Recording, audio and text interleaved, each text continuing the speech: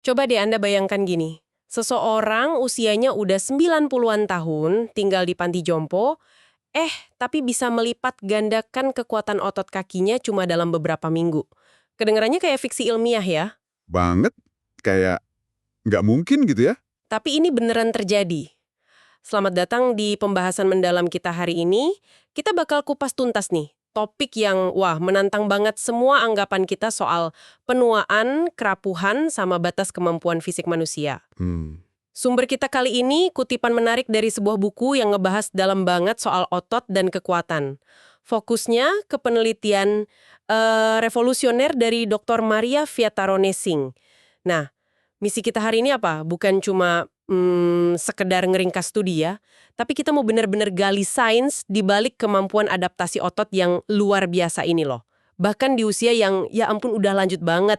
iya iya. Kita akan fokus ke penelitian yang secara fundamental ngubah cara pandang medis, cara pandang masyarakat soal penuaan. Dan yang paling penting nih, kita cari tahu kenapa ini relevan banget buat Anda. Buat kita semua, nggak peduli usia kita sekarang berapa.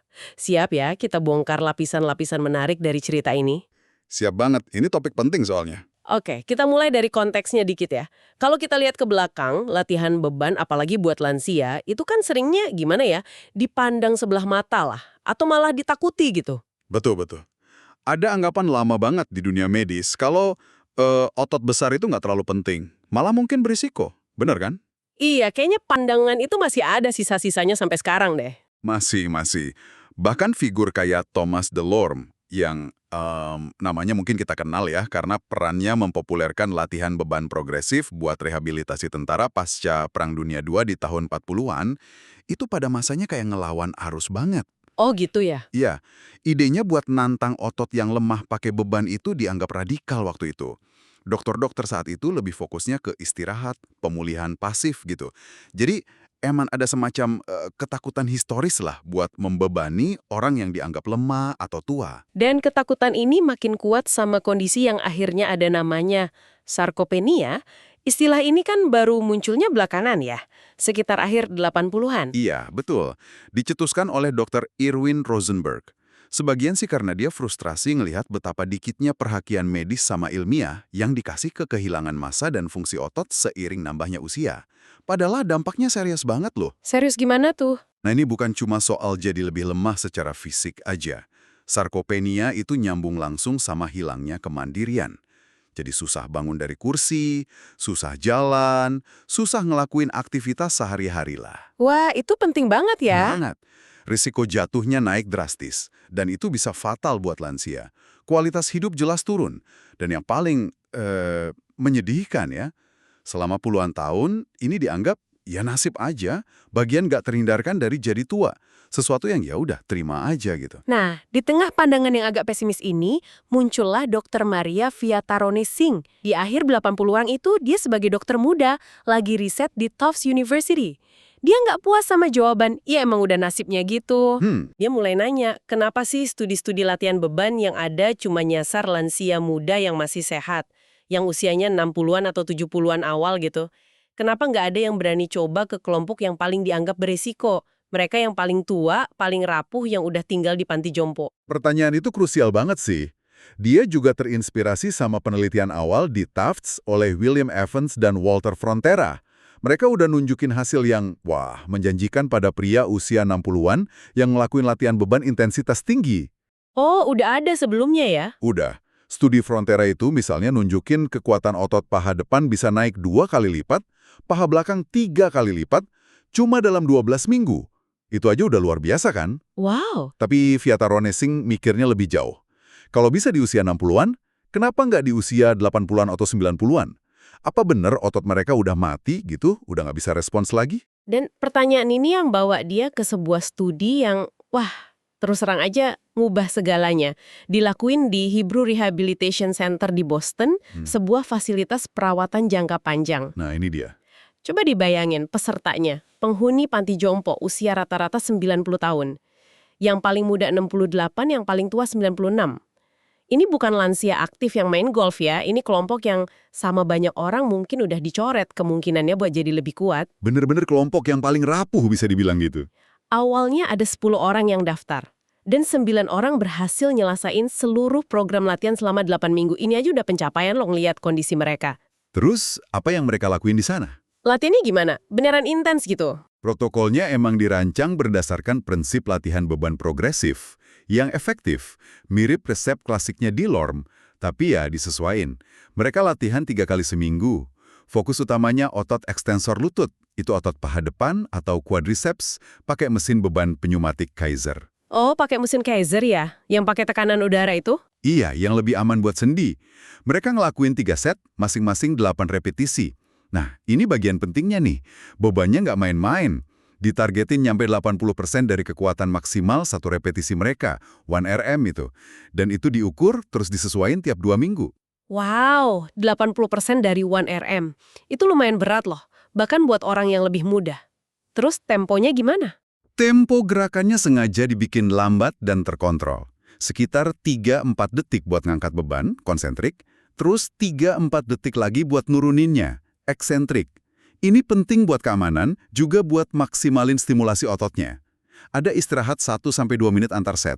Jadi, meskipun intensitas bebannya tinggi, latihannya dilakukan dengan hati-hati banget. Oke, ini krusial nih.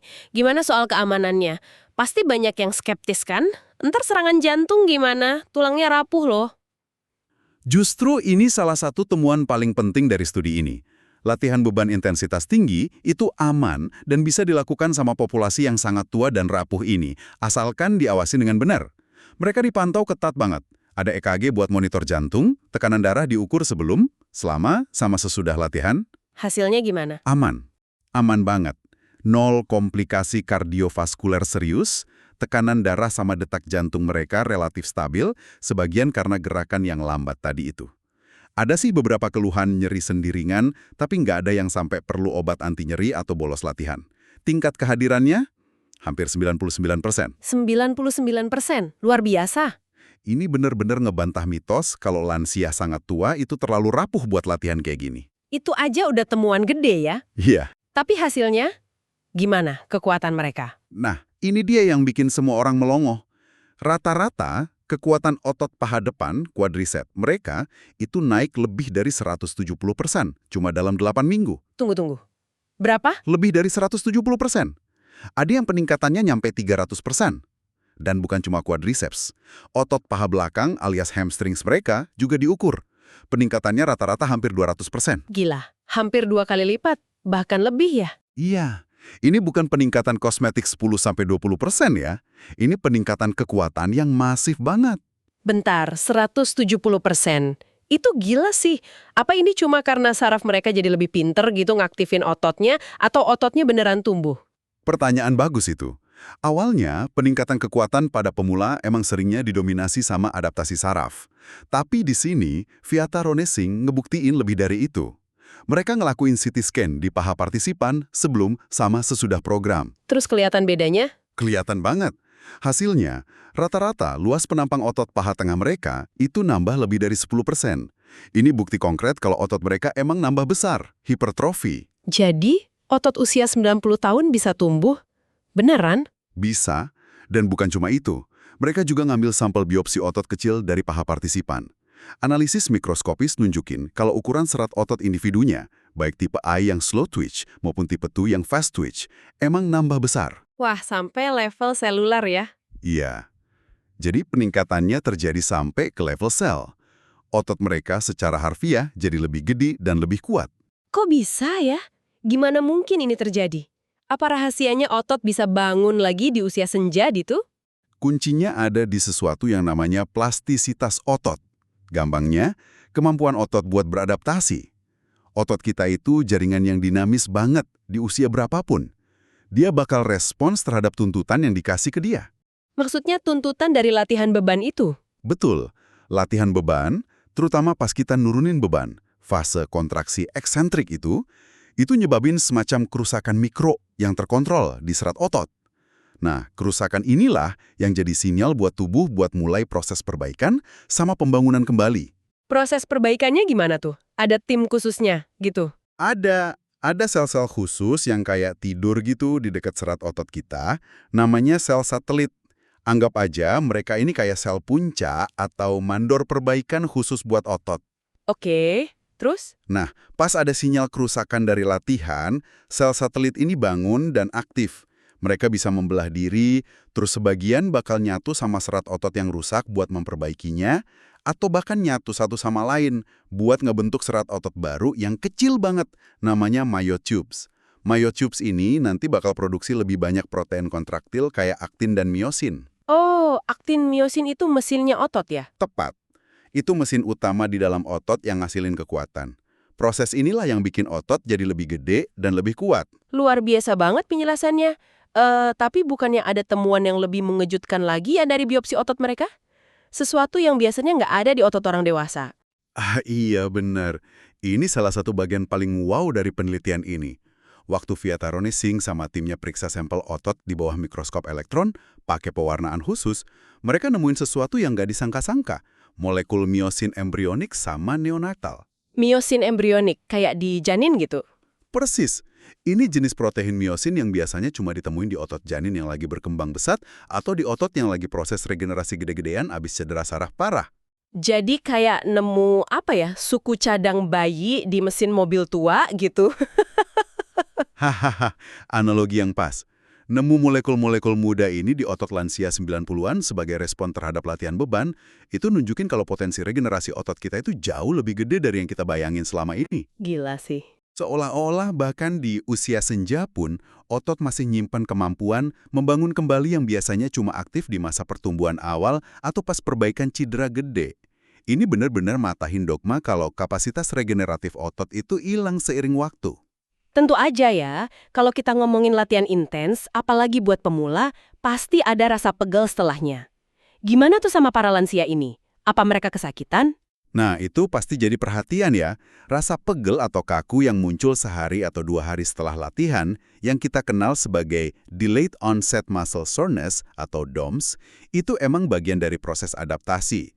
Kayak yang kita bahas tadi, ini disebabin sama kerusakan mikro dan proses peradangan ringan pas otot lagi memperbaiki diri. Terus gimana ngatasinya?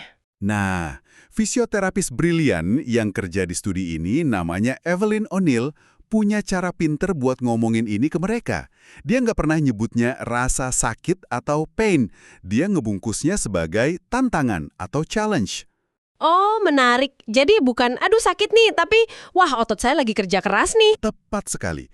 Ini ngebantu para lansia ngelihat sensasi itu bukan sebagai sinyal bahaya, tapi sebagai bukti kalau latihan mereka efektif dan otot mereka lagi proses jadi lebih kuat. Pendekatan psikologis ini penting banget buat jaga motivasi sama kepatuhan mereka sama program. Keren strateginya. Oke, studi pertama ini hasilnya fenomenal banget. Tapi skalanya kecil ya, cuma 9 orang. Gimana lanjutannya?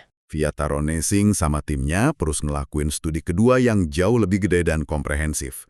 Kali ini ngelibatin 100 penghuni panti jompo yang juga rapuh.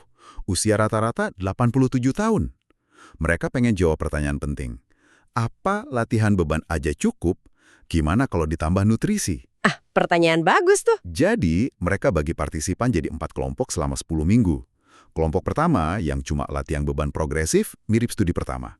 Kelompok kedua, cuma dapat suplemen nutrisi cair, isinya ekstra protein sama kalori. Kelompok ketiga, dapat kombinasi latihan beban dan suplemen nutrisi. Terus kelompok keempat, kelompok kontrol, dapat latihan placebo, jadi cuma gerakan ringan tanpa beban, sama minuman placebo. Wah, desain studinya kuat nih. Terus apa temuan utamanya? Apa nutrisi ekstra itu bikin beda banget? Hasilnya jelas banget. Dan lagi-lagi, nguatin peran sentral latihan beban. Kelompok yang latihan beban, baik yang pakai suplemen atau enggak, nunjukin peningkatan kekuatan otot yang dramatis, rata-rata di atas 100%. Wow. Kelompok kombinasi, yang latihan plus suplemen, emang nunjukin peningkatan kekuatan sedikit lebih gede sih. Ada yang sampai 250%. Tapi yang paling penting, kelompok yang cuma dapat suplemen nutrisi tanpa latihan beban, sama sekali nggak nunjukin peningkatan kekuatan otot. Jadi minum protein shake doang nggak cukup ya buat bikin nenek kita kuat lagi? Nggak sama sekali. Otot itu butuh stimulus berupa latihan beban buat tumbuh. Nutrisi itu penting sebagai bahan baku lah. Tapi kalau nggak ada proyek konstruksinya, yaitu latihan, ya bahan baku itu nggak bakal jadi bangunan yang kokoh. Masuk akal. Dan yang lebih krusial lagi dari studi kedua ini tuh dampaknya ke fungsi. Kelompok yang latihan beban nunjukin perbaikan nyata dalam kehidupan sehari-hari. Kecepatan jalan mereka naik sekitar 12%, kemampuan naik tangga naik hampir 30%, dan mereka jadi lebih aktif secara spontan. Nah, ini dia. Lagi-lagi, kelompok suplemen aja nggak nunjukin perbaikan fungsional ini. Ini penting banget loh. Soalnya kan ujung-ujungnya bukan cuma soal angkat beban lugi berat di gym, tapi apa kita bisa aktivitas normal, naik tangga tanpa ngos-ngosan, jalan-jalan dengan pede gitu. Tepat. Dan disinilah kisah-kisah individu dari studi ini jadi sangat nyentuh dan kuat. Buku yang jadi sumber kita nyeritain beberapa. Ada Ed Rosenthal, pensiunan guru biologi. Dia punya neuropati perifer parah sampai kakinya hampir mati rasa. Kasian banget. Iya, tapi setelah ikut program latihan, otot pahanya tumbuh gede banget sampai tukang jahitnya kaget pas dia beli jas baru. Bilang dia perlu ukuran portly alias gemuk. Dia jadi bisa naik tangga lagi, sesuatu yang sebelumnya udah mustahil buat dia. Wah, luar biasa perubahannya ya. Ada lagi Esther Pepi, wanita mungil dengan distrofi otot parah yang bikin dia sangat bergantung sama kursi roda. Latihan beban ngebantu dia jadi cukup kuat buat bisa pindah dari kursi roda ke toilet atau tempat tidur dengan lebih mandiri. Itu kedengarannya simple, tapi pasti berarti banget ya buat dia. Banget. Buat dia ini artinya kembalinya sebagian martabat sama privasi. Saking berkesannya pengalaman latihan ini, dia sampai nulis puisi loh tentang gym kecil di panti jombo itu yang akhirnya ngasih nama tempat itu Circle of Fitness. Circle of Fitness, manis sekali. Kisah-kisah kayak Ed sama Esther ini bener-bener ngidupin data statistik ya. Nunjukin dampak kemanusiaan di baliknya. Sangat. Ini bukan lagi cuma sekedar persen peningkatan kekuatan, tapi kembalinya kualitas hidup. Dan penelitian Fiatarone Singh bareng kolaboratornya, termasuk suaminya, Nalin Singh, nggak berhenti di situ. Mereka terus nunjukin kalau latihan beban progresif ini bukan cuma buat sarkopenia sama kerapuhan umum aja. Oh ya? Buat apa lagi? Tapi juga bisa jadi terapi yang efektif buat berbagai kondisi kronis lain yang sering nyertain penuaan. Daftarnya panjang dan terus nambah. Contohnya apa aja tuh? Banyak banget ya manfaatnya. Belum selesai. Buat depresi klinis, ada satu studi bahkan nemuin latihan beban intensitas tinggi seefektif obat antidepresan standar. Terus buat diabetes tipe 2, kontrol gula darahnya membaik. Buat gagal jantung kongestif, kapasitas fungsionalnya naik. Buat gagal ginjal kronis yang jalanin dialisis, kekuatan sama fungsinya membaik. Banyak banget ya manfaatnya. Belum selesai. Buat osteoporosis, kepadatan tulang bisa kejaga atau bahkan naik. Buat osteoartritis atau radang sendi, nyerinya berkurang dan fungsi sendinya membaik. Ini luar biasa sih. Jadi latihan beban itu kayak obat multifungsi gitu ya, yang potensinya sering banget kelewat. Persis, pesan utamanya itu, latihan beban yang terstruktur, progresif, dan diawasi dengan baik, itu bisa ngasih manfaat terapeutik yang kuat buat berbagai penyakit kronis, mirip kayak obat resep. Tapi seringkali potensinya ini kurang dimanfaatin sama sistem kesehatan kita. Sayang banget ya. Sindrom kerapuhan atau frailty, yang dulu dianggap takdir penuaan yang final, ternyata kondisi yang sangat bisa diutak-atik. Bisa dicegah, bisa diperlambat, bahkan bisa diobati atau dibalikin sebagian dengan intervensi yang tepat. Terutama ya latihan kekuatan ini. Jadi apa nih rangkuman utama yang bisa kita tarik buat Anda semua pendengar kami? Pesan terbesarnya adalah otot kita itu punya potensi adaptasi sama pemulihan yang luar biasa sepanjang hidup kita. Kemampuan buat jadi lebih kuat, lebih berfungsi, itu nggak hilang cuma gara-gara usia kita nambah. Betul. Ini bukan cuma soal merem penurunan, tapi tentang secara aktif membangun kembali kemampuan, kemandirian, sama kualitas hidup yang lebih baik. Entah kita usianya 40, 60, 80, atau bahkan 90 tahun lebih. Tahu ini aja udah memberdayakan banget kan? Ngubah cara kita mandang proses penuaan. Tapi ada tapinya nih. Ada satu catatan penting dan agak menyedihkan ya. Dari tindak lanjut studi pertama di Hebrew Rehab itu yang juga disinggung di sumber kita. Oh ya? Apa itu? Setelah program latihan intensif 8 minggu itu selesai, ternyata nggak ada sistem atau dukungan yang cukup di panti jompo itu buat bantu para lansia lanjutin latihan mereka. Entah mandiri atau dalam kelompok. Loh, jadi programnya berhenti total gitu aja? Sayang banget. Iya, dan akibatnya bisa ditebak. Pas diukur lagi sebulan kemudian, para lansia pionir ini udah kehilangan sekitar sepertiga dari peningkatan kekuatan luar biasa yang udah mereka raih dengan susah payah itu. Otot mereka mulai nyusut lagi karena nggak dapat tantangan yang cukup. Itu ironis banget ya. Ini bawa kita ke pemikiran penutup yang penting nih buat Anda renungkan. Kita sekarang tahu, berkat penelitian kayak yang dilakuin Dr. Vyatarones Singh, kalau potensi luar biasa itu ada di dalam otot kita. Nunggu dibangunin. Bahkan di usia yang sangat lanjut. Sains sudah buktiin. Udah jelas buktinya. Tapi pengetahuan aja kan nggak cukup, ya kan?